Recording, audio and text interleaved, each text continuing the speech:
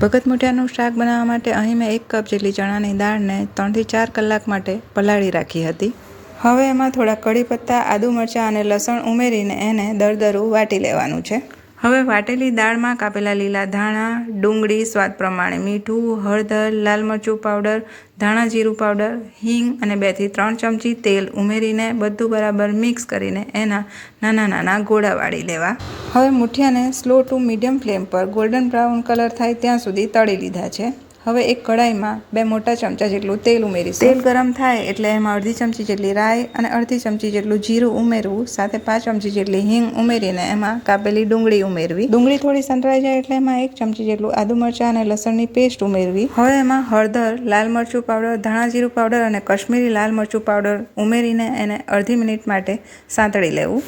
હવે મસાલામાં સ્વાદ પ્રમાણે મીઠું ઉમેરીને એમાં ટામેટાનો પલ્પ ઉમેરી દેવો। હવે ટામેટું બરાબર ચડી જાય એટલે એમાં 2 ચમચી જેટલી ખાંડ ઉમેરવી। હવે એમાં 2 ગ્લાસ જેટલું પાણી ઉમેરીને એને સારી રીતે ઉકાળી લેવું। હવે એમાં 5 ચમચી જેટલો ગરમ મસાલો ઉમેરીને 2 થી 3 મુઠિયાને હાથેથી ક્રશ કરીને ગ્રેવીમાં ઉમેરી દેવું। હવે ગ્રેવી થોડીવાર ઉકળે એટલે એમાં બાકીના બીજા બધા મુઠિયા ઉમેરી દેવા અને થોડું ઉકાળી લેશો એટલે ભગત મુઠિયાનું શાક બનીને તૈયાર થઈ જશે। આ શાકને તમે રોટલી, પૂરી, પરાઠા સાથે સર્વ કરી શકો છો।